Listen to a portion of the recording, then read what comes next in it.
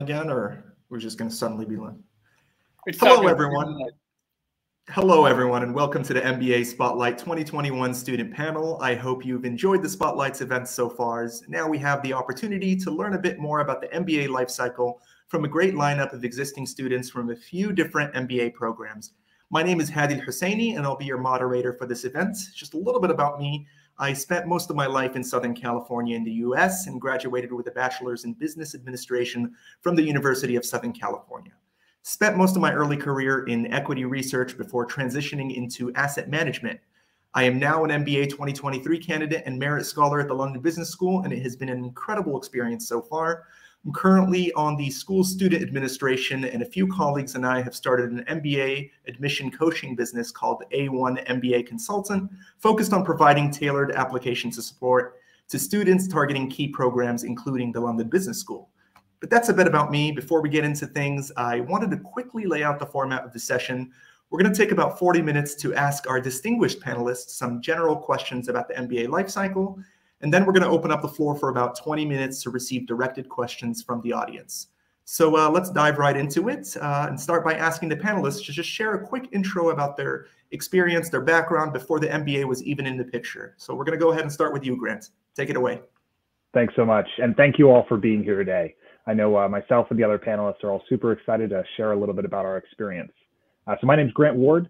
I am a second-year MBA student at NYU Stern. I'm a New York native, grew up here, went to undergrad at the United States Military Academy at West Point, and then spent 8 years as a Black Hawk helicopter pilot, both in the US and Germany, before deciding I wanted to be a little bit closer to home, come back into the New York metro area, and pivot out of my military experience into management consulting. So through Stern, I spent the summer with Boston Consulting Group, and I'm joining them full-time out of their Summit, New Jersey office. Awesome. Thank you so much, Grant. You got that consultant look and vibe, so awesome. Jacob, let's move on to you. Give us a little bit about yourself. Awesome. Thanks so much. And welcome, everybody. It's great to be with you today. My name is Jacob Schrimpf, and I am a second-year MBA student at Vanderbilt Owen in Nashville. I'm originally from the Chicago suburbs, and I did my undergrad at the University of Notre Dame, where I studied film, television, and theater. And that then brought me into a professional musical theater career, mostly on the East Coast, but the career took me all over the place. So it was fun to travel and perform all over the country. But I knew that it was time to pivot and decided that Vanderbilt was the best spot for me for my MBA. This summer, I was at EY Parthenon Consulting, and actually, like Grant, I am heading to Boston Consulting Group full-time in their Chicago office. So we have some good BCG representation on this panel here. But excited to talk to you all today. Congratulations on the job, Jacob. And Thank you. Last but certainly not least, from my alma mater, she's probably taking the call in a room right next to me. Mega Jose, tell us a bit about yourself. Hey, everybody. Thank you so much for joining us today. My name is Megha Jose. I'm from the southern part of India. I did my undergrad in computer science and engineering in South India, and then went on to work with Cisco for about 3.5 years. I was a product manager at Cisco working in the cloud space, and then got a little bit bored of my tech job and decided to switch to finance. So I joined an investment management firm. I was again in the tech part of things in the investment management firm, but quickly shifted to portfolio management for the past 1.5 years. And then decided to do my MBA at London Business School. As a side, I also, being a big dog lover, I founded an animal welfare organization in India called the Possum People Project, where we're training street dogs to become service dogs to help differently able people in India. So yeah, that's a little bit about myself. That's amazing. I've known her for 3 months. She never mentioned this. That's very cool. Okay, so let's dive into the questions. So I want to take us back to the time where you barely started thinking about the MBA program and which schools you were looking to apply to. So a lot of people kind of pursue an MBA without a clear goal in terms of exit plans, even though they tell the administration a different thing on their essay. So I just wanted to pick your brains and kind of understand whether you had a sort of focused career trajectory before going into the MBA and you knew that the MBA was the way to get you there, or were you looking at the MBA as an opportunity to sort of explore different career opportunities? And since we ended with you, Megha, we're going to start with you. Sure. So I always knew I wanted to do an MBA, but just didn't know when or why, for that matter. Actually, during my term at Cisco, it was natural for someone, do their MBA and then progress further in their career. So when I was at Cisco, I was thinking about the MBA as well. But then when I shifted to finance, the MBA became sort of like a mandatory degree to have over there. So while I was in the investment management firm, Fortune Wealth Management, I was looking to stay there long term. So the MBA was a natural next step to, complete my MBA and come back and join the firm again. But plans changed again, and I wanted to switch to entrepreneurship. So I decided to do my MBA, and during the MBA, explore options in entrepreneurship. And I knew this is something that would be a complete career switch for me. I actually completely enjoyed starting my NGO, and that's when I realized maybe I have an entrepreneurial mindset, and that's something that I will enjoy quite a bit. And I thought the MBA would be the perfect platform to try it out. So yeah, although it was at different points and for different reasons, the MBA was always a solution for me. So that's why I finally decided to do it. Yep. Awesome. So all roads pointed to the MBA. It's just Yep. in the stars for you. Great. So let's pick your brain, Jacob. Taking it back to when you were thinking about an MBA, did you want to use it to transition to a specific career? Were you exploring? Let us know. Yeah. So unlike Mega, I never thought that I would get my MBA. I was a theater major. An MBA was not initially on my, post-undergrad plans. But as I started progressing through my performance career, I realized that I was looking for something different, something broader, and kind of found this interest initially in human capital, and was really interested in a career in human resources or kind of human capital consulting. And that was kind of my inciting moment that I felt that the MBA was the right path for me. So I was drawn to Vanderbilt because we have a really strong human and organizational performance concentration, which for me was kind of the perfect marriage of an interest in human capital coupled with kind of a broader MBA skill set. So I came in guns blazing, kind of recruiting for human resources. But, like Mega, my path had some twists and turns as well. And found that I really loved my strategy classes in the first year and some of my finance classes. And that kind of took me down a totally different route towards management consulting. And I'm really grateful for that change. So I think it was great for me to kind of come into the MBA with a clear thought about what I wanted, but also kind of being open to the twists and turns along the way.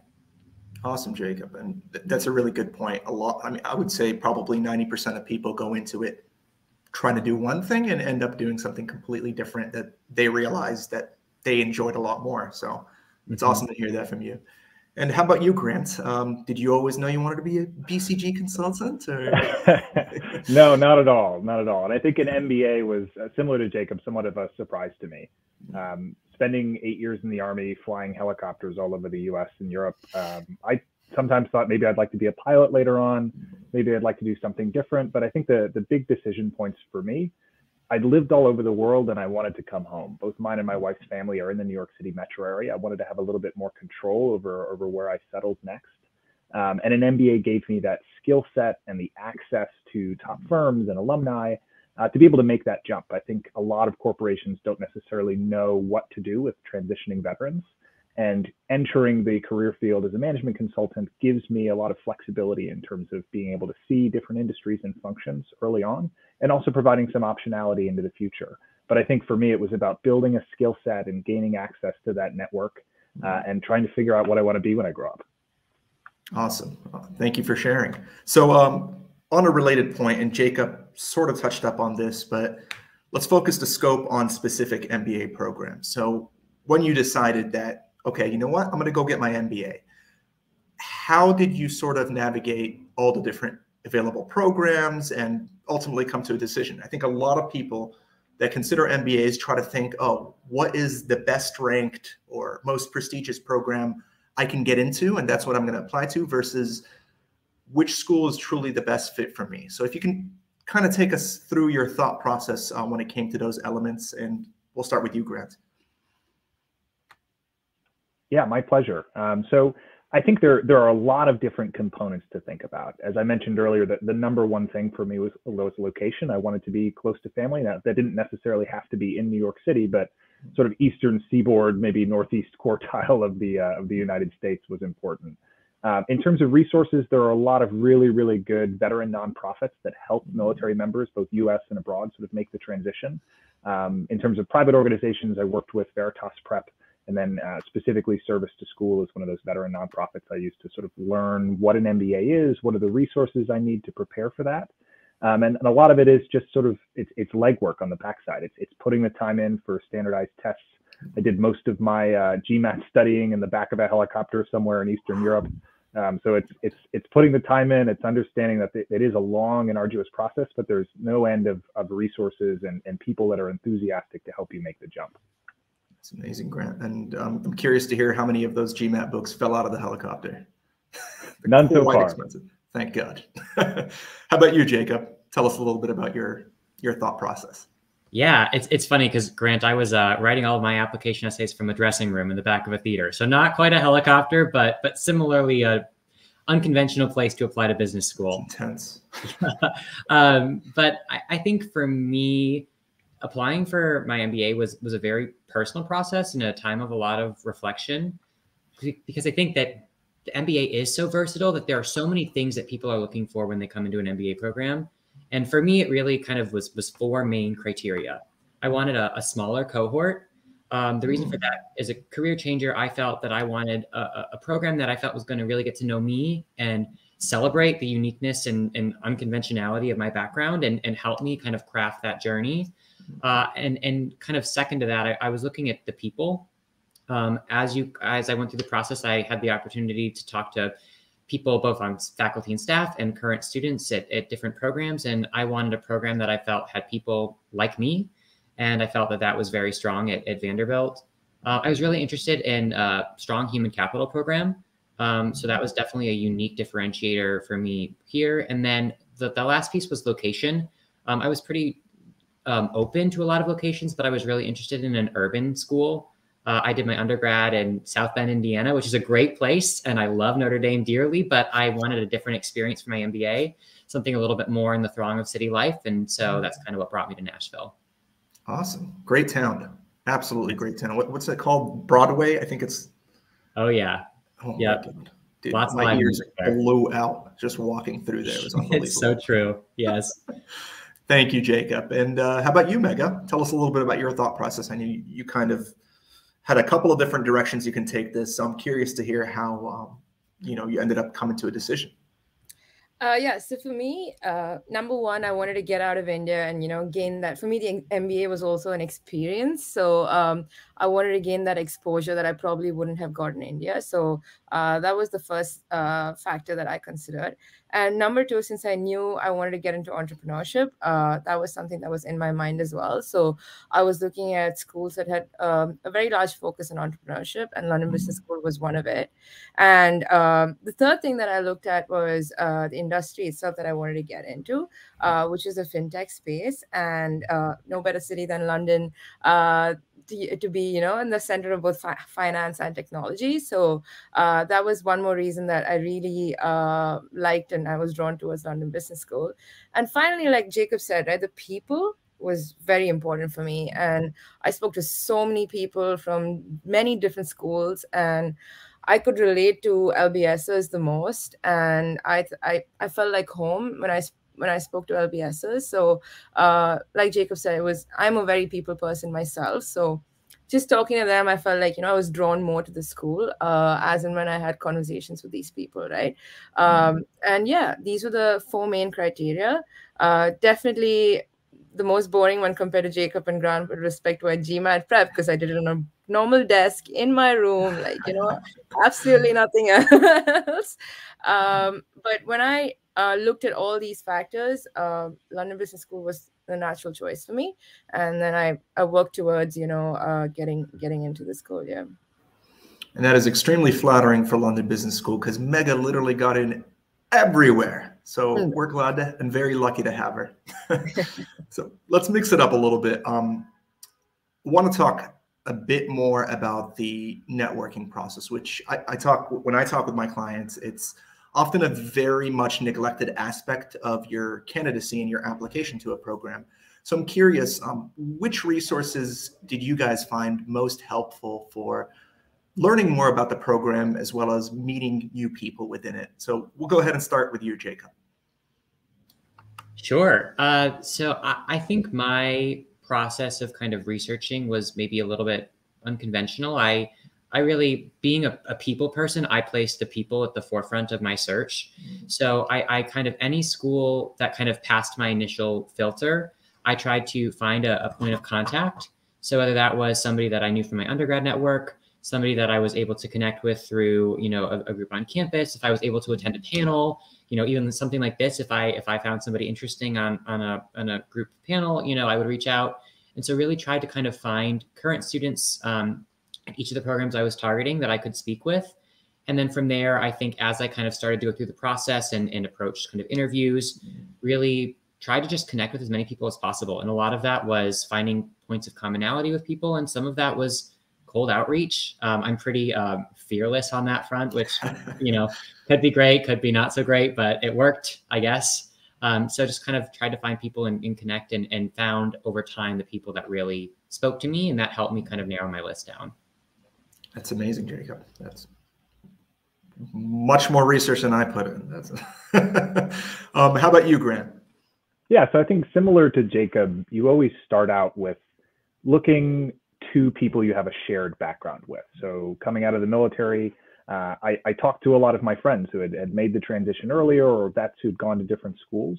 So you start with where you have that shared interest. And I think the most important thing about those conversations is you're coming with a genuine sense of curiosity, trying to learn something about the school, trying to understand what their experience has been, both at the MBA program, through recruiting, in their new careers, if it's a later alumni.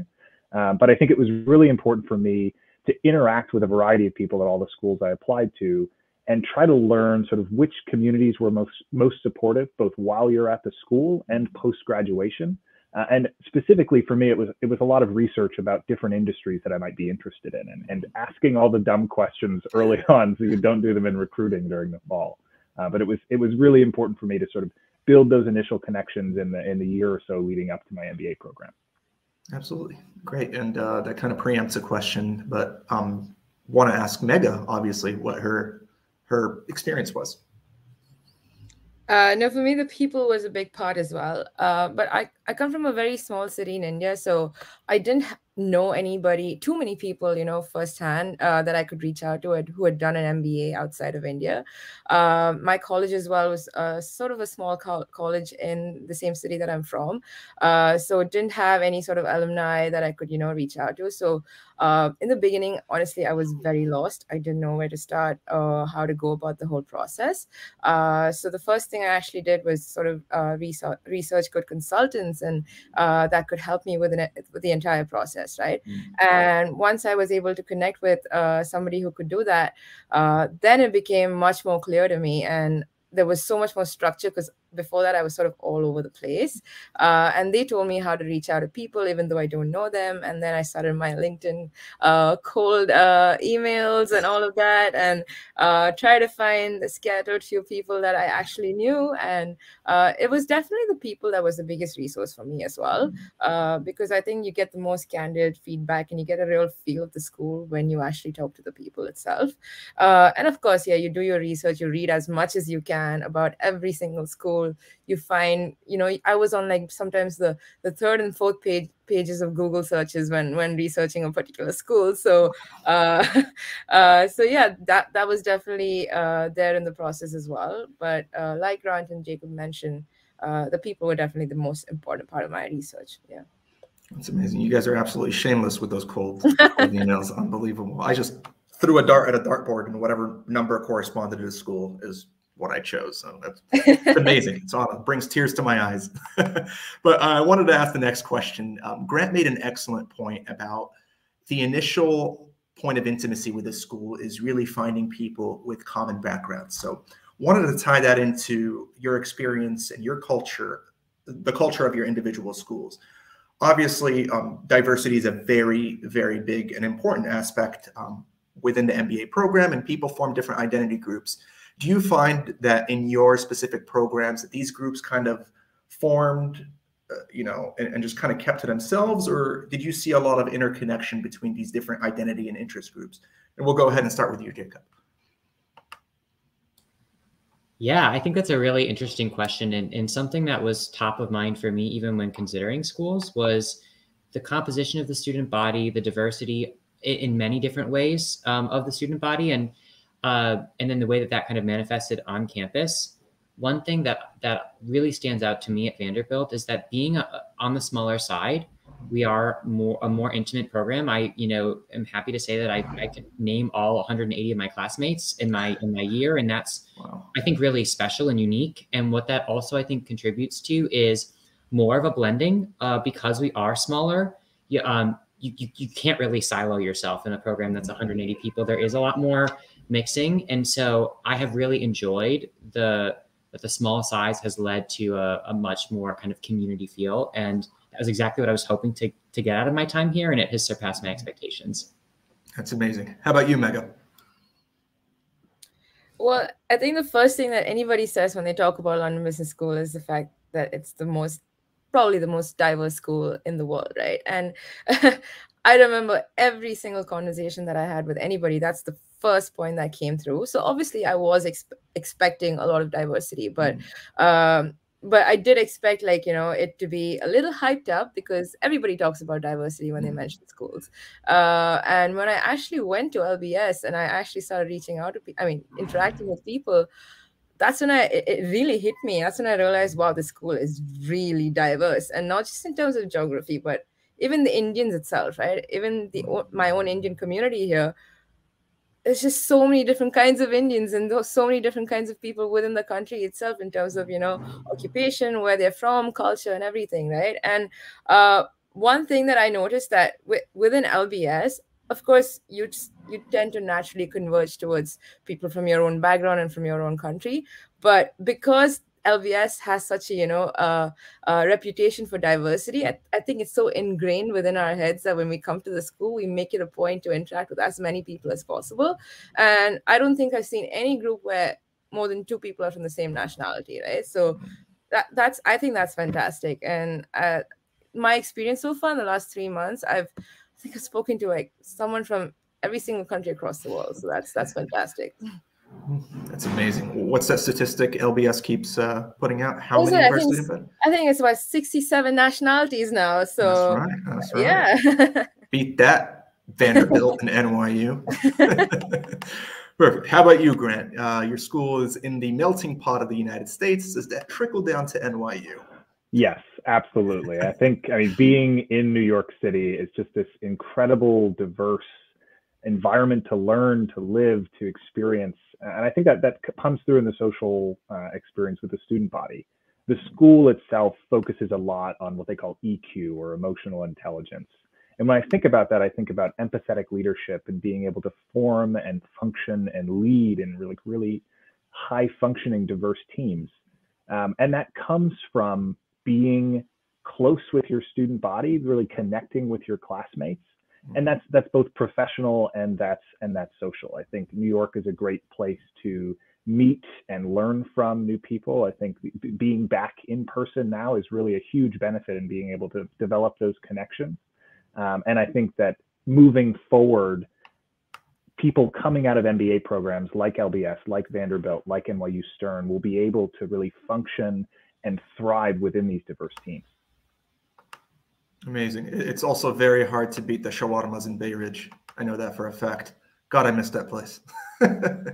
Great. Well, so let's keep the topic on the actual MBA program. So I think a lot of people don't realize how quickly life ramps up at a business school. You're having your sort of introductory sessions, and before you know it, you've committed to about 40 different things that you can't come to. So there's a lot of FOMO, a lot of time management that's needed. So what is your number one tip or strategy for keeping up with all the different events and actually being able to balance all the different aspects of the MBA?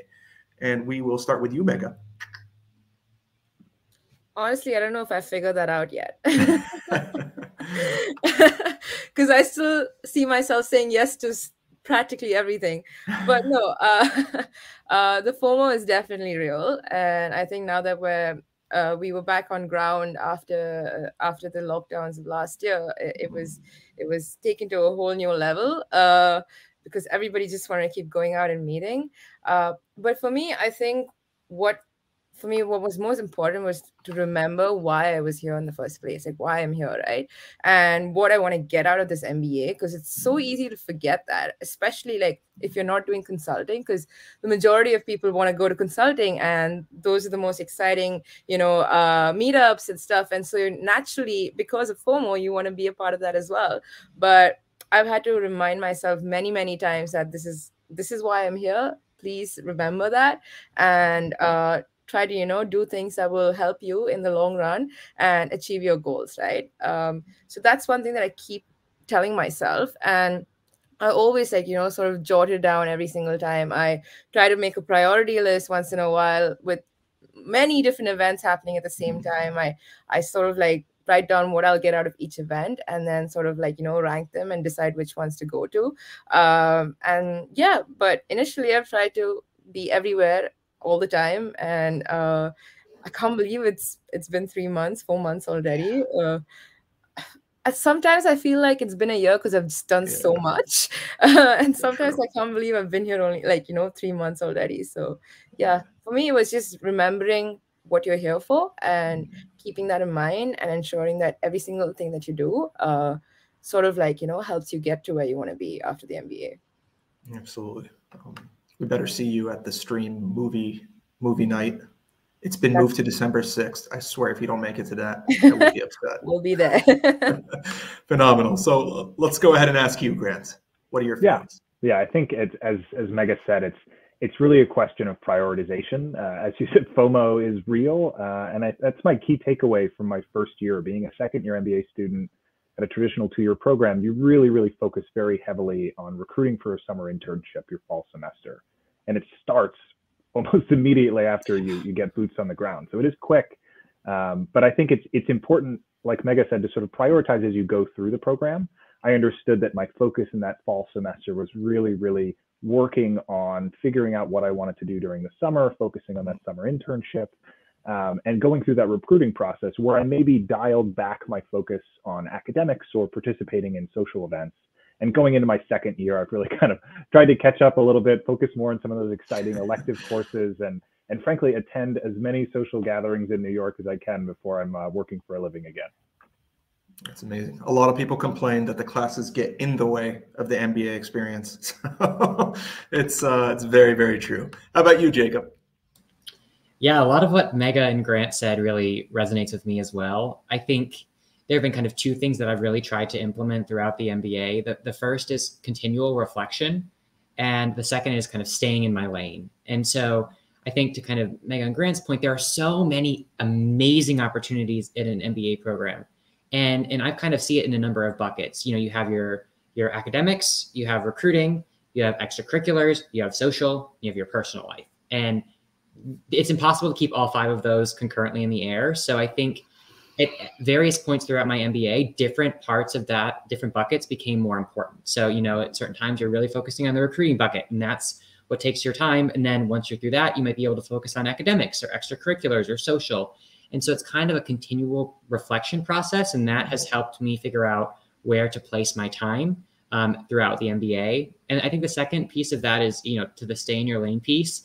It's so easy because there's so much incredible, things happening in an MBA program to try and do it all. But I think after reflecting and knowing what is important to you, that kind of gives a framework for really navigating your priorities. And it might not be everybody else's priorities, but I have to continually remind myself, nope, right now you're in recruiting mode. So stay in recruiting mode. There'll be time for social in a couple months or whatever that is. So I think continually, just sticking to my guns has helped me navigate the many, many priorities. That's amazing. It's constantly telling yourself, don't go to the bar. I need a job. I need a job. Oh, fair enough. So let's keep it on a similar topic. I know the 22s, you guys had a very unique MBA experience. Not sure if it was completely virtual for you guys, but it was here at LBS. And this year we're kind of playing with a hybrid model where we're in class sometimes, we're on Zoom sometimes. Have you found that to be a hindrance? I know for me, it was like, no, I want to be in every single class. And now I'm like, it'd be nice to hop on Zoom at 8:15 in the morning and not actually have to show up. But tell me a little bit about your experience and your feelings about that. We'll start with you, Grant. Yeah, absolutely. And I think there's two components here. There's a time series to this as we moved through the COVID pandemic, where schools took differing levels of response based on their, local and state laws and national laws. NYU was about 50-50, I would say, in-person versus virtual for my first year in academics, but recruiting was in 100% virtual. And there's a personal preference there in terms of how you learn best. I learn best in a classroom, but I adapted to learning over Zoom as well as working over Zoom in some cases. I'm sure I'll have to do that later on as a consultant, depending on the project. But I think it's really, really important to be good at both and to figure out how to do both effectively, because I think in the future of work, virtual becomes equally as important. So it's being able to realize that it takes longer and it's more challenging to build new relationships in a virtual space, but those relationships can be just as meaningful, but you really, really have to focus on individual connections where it might be you can run into somebody at the water cooler later on. And I think in a learning environment, it's really, really compelling that you take the time and effort to connect with classmates outside of like purely a professional and an academic setting. So our school offered a variety of sort of virtual social events where we could connect with and learn about new people and develop friendships, where it still gave you some of that MBA experience. But at the end of all that, I'm super glad that I'm able to be on campus in New York every day this year. That's amazing. Excellent points. How about you, Jacob? Yeah, Vanderbilt was pretty similar, it sounds like, to NYU last year. We were about a 50-50 model academically. And I think at various points throughout the year, it was heavier on the in-person or heavier on the virtual. But I pretty much every day had a reason to get up and go to campus, which I was so grateful for. Because I think that was a unique thing that we had here at Vanderbilt and at NYU that not every school got to experience. And this year we are fully in person, 100%. With classes, and recruiting is still primarily virtual, but the academics and the extracurriculars are pretty much in person. And I think Grant raised a lot of really strong points about navigating a hybrid world, because it seems that for the coming years, that will be the world in which we live. And so it's been nice. I think about an MBA in some ways as a professional training ground, an opportunity to try a lot of things in a low stakes environment, to really set some habits that will benefit, my future self. And so learning, especially this last year, how to navigate a hybrid environment, to be mindful about relationships, to show up in a virtual environment the way that I would in person, and to really figure out how to be present and make the most of that in whatever context that takes was really valuable. And I think something that will kind of continue onward, hopefully, into professional life. That's amazing. And how about you, Mega? Disclaimer, I can totally vouch for Mega never actually showing up to class. She's always on Zoom. She's really taken advantage of this whole hybrid thing. But Mega, tell us about your experience. He's lying. Anyway. No, I think, Grant, what you said about adapting, that was something that that was an expectation that I came with when I started the MBA, because I knew it was a classroom first policy, and we would be in person most of the time, but we don't know what's going to happen, and it could change at any time, right? Even now with cases rising, all of us know that things could go back to fully virtual anytime now, and we're prepared for it, right? So, Jacob, what you said about making the most of what you have at that particular point is very important. And I think that's what I'm trying to do personally as well. I'm trying to, schedule as many in-person coffee chats as possible, be in class as much as I can, despite what Hadi said. And because, again, in my mind, I know that the pandemic is not over, and things could get worse any time. And we're sort of like, wired to expect things to change. And yeah, so with that in mind, I think it's been great so far. And I'm not uncomfortable with adapting because of the MBA program, because of how it sort of, sort of trains you to, an ever-changing environment. And yeah, that's where I am now. Amazing. Great answers. Before I move on to the next question, just wanted to let the audience know, if you have any questions, go ahead and start typing them in the chat. I got a couple more questions for the panelists here, but we'd love to hear anything you guys want to ask. Our next question on a point that Megha made, when it came to recruiting, different schools offer different degrees of support when it comes to structured and unstructured activities. So I just wanted to get an idea of what your experience has been in recruiting. How helpful have your schools been in the structured or unstructured recruiting program? And we'll go ahead and start with you, Jacob.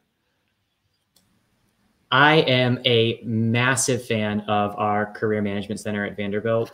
They have gone to bat for me many, many, many times over. I knew being a career changer that I was going to have to be pretty mindful about how I approached recruiting, how I structured a resume, how I talked about my experience, how I pursued opportunities. And so I actually started meeting with my career coach early the summer before starting my MBA. I did some early recruiting, and so really wanted to kind of get a jump start on it. And so my coach, Sandy, was with me that entire summer and into the year and support. I mean, I talked to her so many times, and she was always willing to pick up the phone and vouch for me. And that has carried through with my relationships across kind of our coaching staff. Another thing that I've really appreciated is the breadth of on-campus recruiting that we've had. And I think being a smaller MBA program, that gives a lot of intimate connections with companies.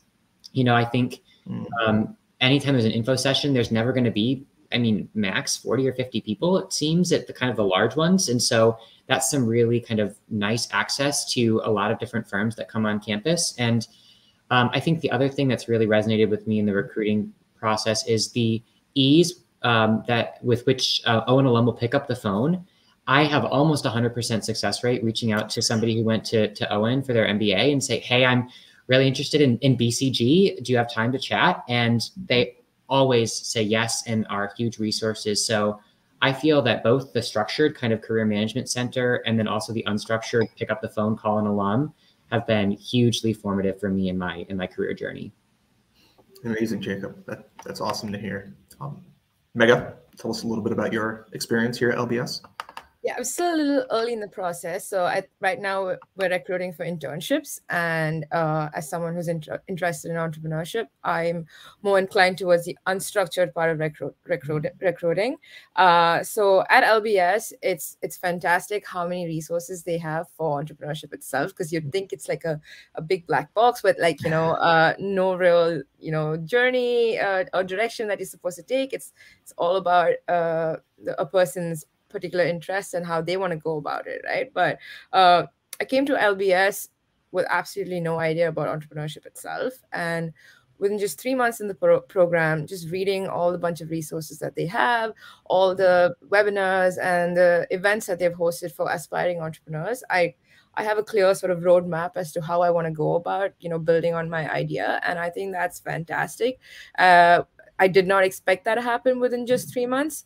And so right now I'm looking at recruiting maybe in startups to get that, early stage startup experience. And so far it's been great. I also completely agree with Jacob when he says that, it's the alumni and the current students, the seniors that we have as well.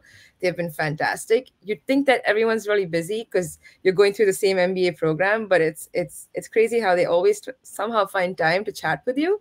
So even I think I've had like almost 100% conversion rate in terms of like just reaching out to anybody from LBS, right?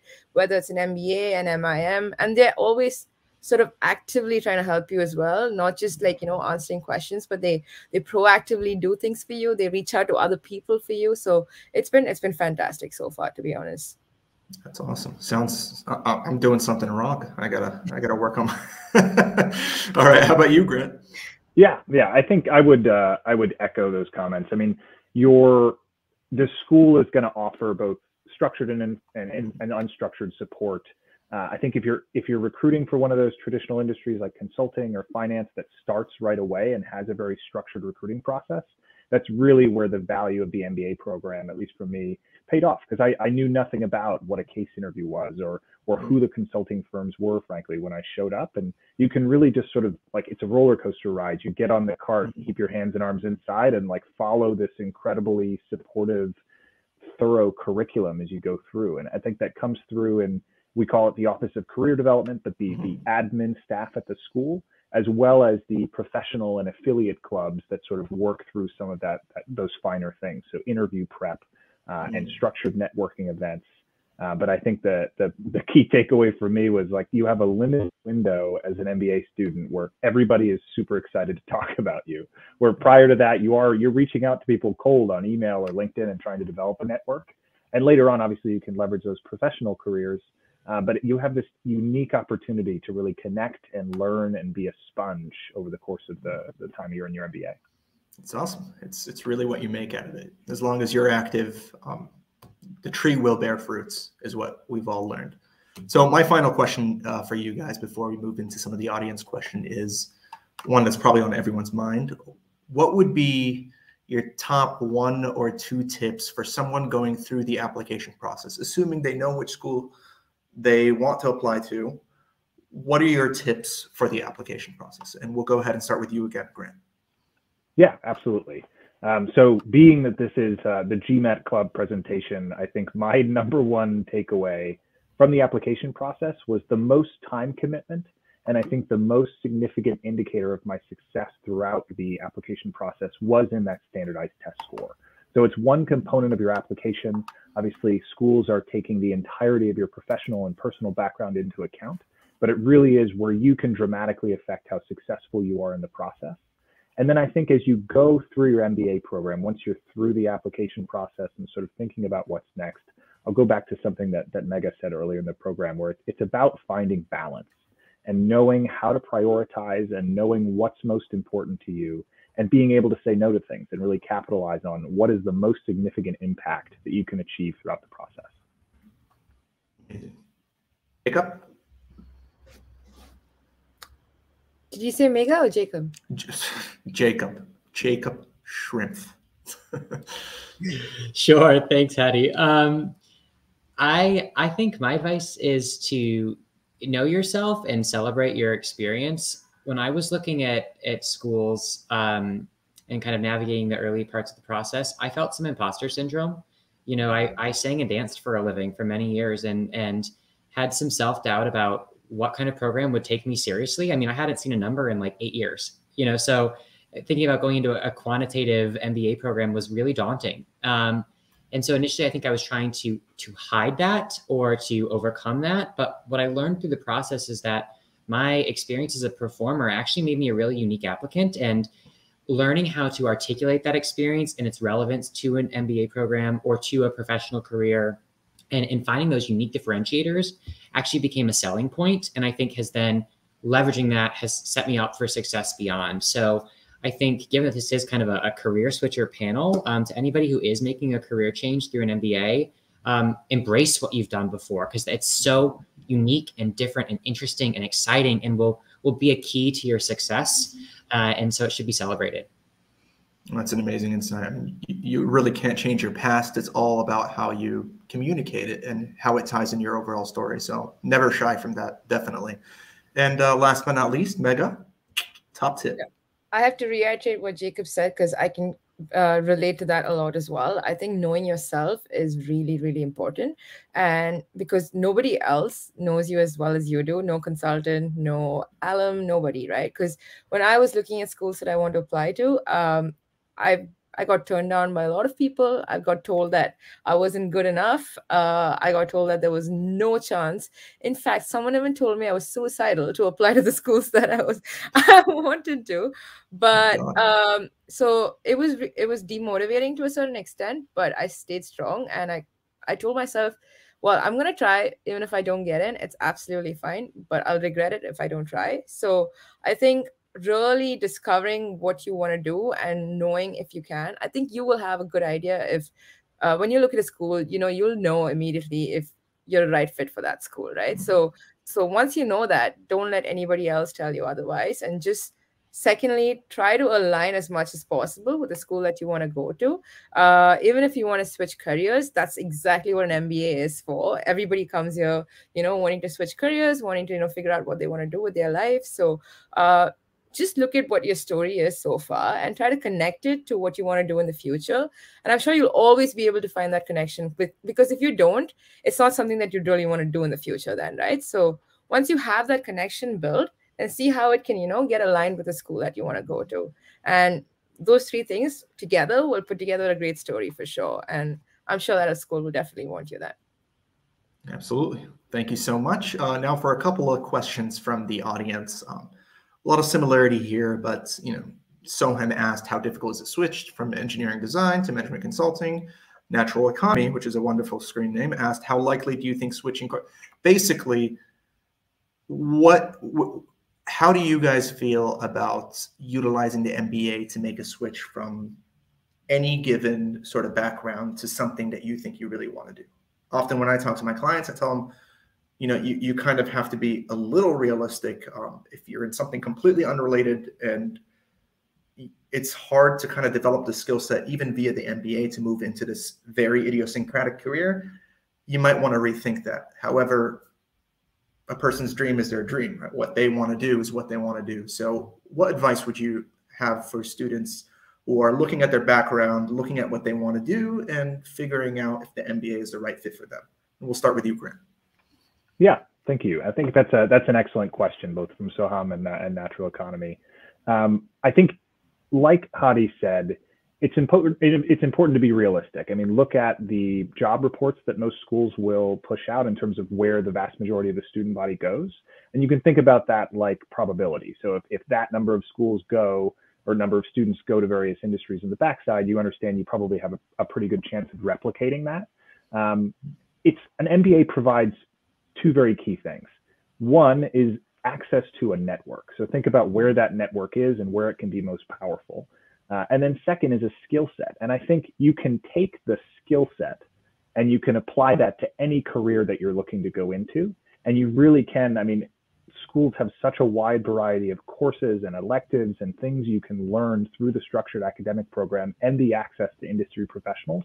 You can shape that however you want, but it probably requires a little bit more legwork and a little bit more realism on your part in terms of assessing what is the likely outcome of your MBA experience. Mm-hmm. Great answer. And Jacob, any thoughts? Yeah, I think that's a great point, Grant, about kind of really working towards and being realistic in your pursuits.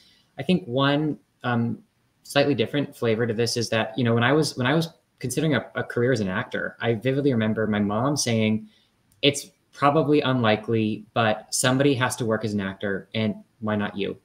And that really, and my mom's the best. She's super supportive of everything, but that really resonated with me when I was a teenager, looking at kind of a post-undergrad career, because it taught me that it's okay to reach for the stars, but it's also important to be pragmatic. And I think that was what set me up for success in theater. And so coming into an MBA, I took a similar mindset, which is, yes, it might be hard to make a really dramatic switch. There might be challenges along the way. But somebody has to be a consultant or work in investment banking or work in tech. And there are people who do it. And so it could be you. Why not? And so I think, approaching an MBA with that open mind and that tenacity to go for what you want, because this is a 1 year or 2 year opportunity to really put all your eggs in some of those baskets that you might not ever get to do again, but also having a wide range of options available, because like we talked about earlier, Mega was saying too, there's so many twists and turns along the journey that it's also important to keep an open mind. So I think coming to an MBA, reaching for the stars, and also keeping your feet on the ground and assessing the options. Great insights. And Mega, anything to add to that?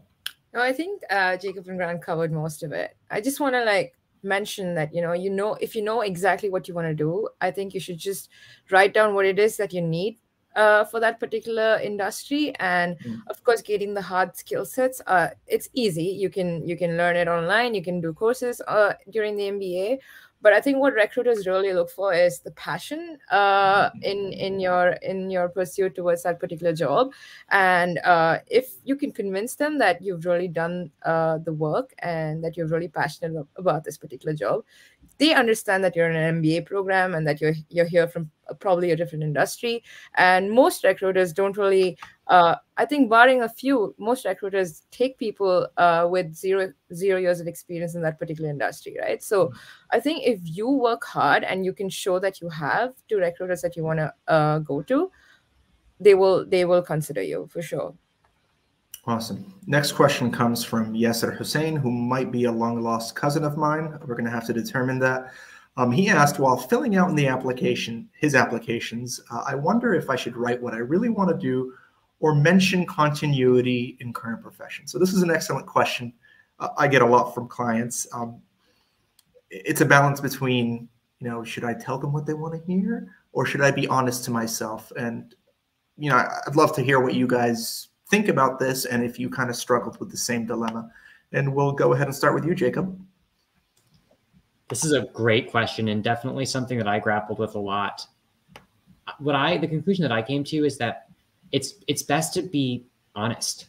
I think I found that, looking at MBA programs, looking at internships, at professional opportunities, the programs and the companies that I really connected with were the ones that were, celebrating what I had to offer and vice versa. And so, yeah, I probably could have, written essays and things that were what I thought people wanted to hear, but I don't think it would have served me in the same way. And I don't think that would have then laid the groundwork for the kind of MBA student that I have become. So my belief is that it's best to be honest about your experience, honest about where you hope to go. And not everywhere you're looking might, see that the way that you do, but the programs that do are the ones that are the right fit because they will set you up for your unique goals. And so I think lead with honesty and trust that the right programs will embrace that. Absolutely. Lead with honesty. Great quote. Mega, your thoughts?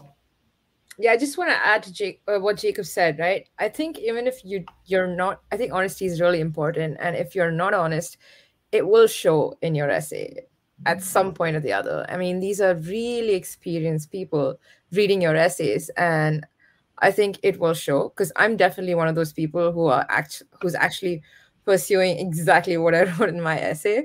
So I would say yes, be honest for sure, but try to tie it all together, right? Like try to form a story and try to form a very compelling story. And if you can do that, then I think it should be good. Absolutely. And you'd be very surprised how much your professional experience and your extracurriculars or your personal experience can be weaved together in an incredible life story. So what I like to tell clients is never discount your personal experience. Whatever opportunities you have in the various different applications, to weave it in because it gives a lot more flavor than, I did this and I did this and I did that. They want to know who you are as a person. So sharing a little bit about yourself goes a long way. Grant, any thoughts? Yeah, I think Jacob and Mega nailed that. The one thing I'll add is you're not married to what you put in your application. You can change your mind. I did. I wrote all of my applications about wanting to be an investment banker when I frankly had no idea what that was. And then once I found out what it was, I was like, oh, maybe not. I'll try something else. And I have this question a lot from recent or prospective students or recent admits where you have the flexibility to do whatever you want. The storing needs to be compelling. It needs to be from the heart. It needs to be honest.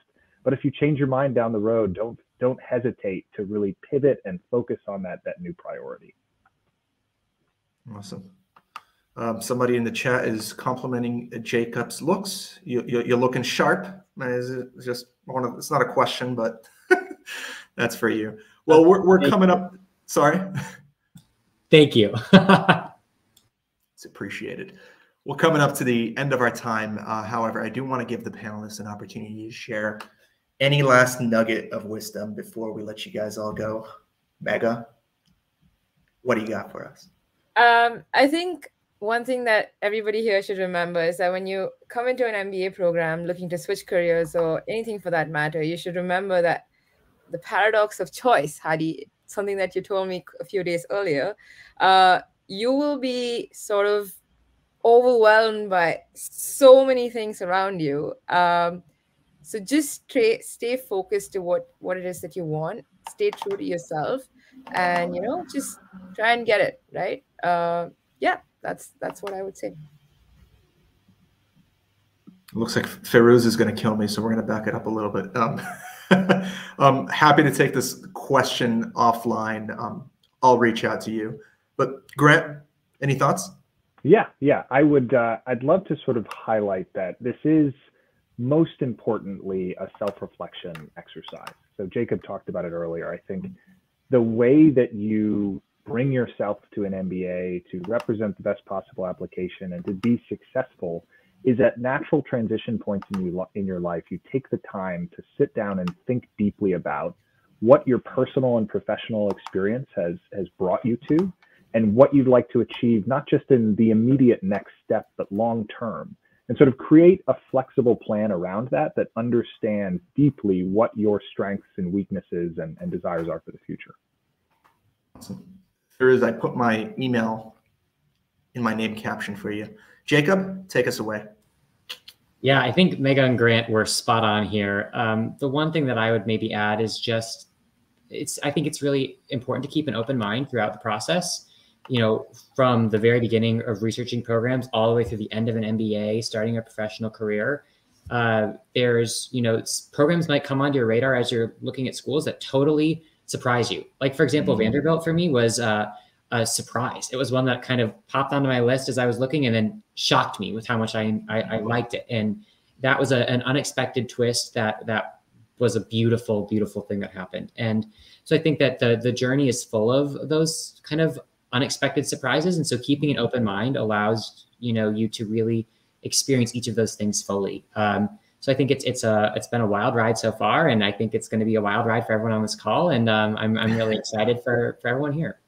Awesome. Well, with that, we're going to wrap it up. Thank you so much to the audience for joining us today on the student panel. We hope the information shared today by these wonderful panelists has been very helpful. Grant, Jacob, and Megha, thank you so much for your time here today and for sharing your knowledge and experience. You have no idea how far it goes to just give a little nugget of wisdom to people who are hoping to be in your place one day. So thank you so much for taking the time. And thank you to the GMAT Club for hosting this session and all of the other events in the MBA Spotlight. We hope that you all enjoy the remaining lineup, and best wishes with your applications. Toodaloo. Thank you so much, guys. Good luck. Thank you for hosting us. Thank you. Bye.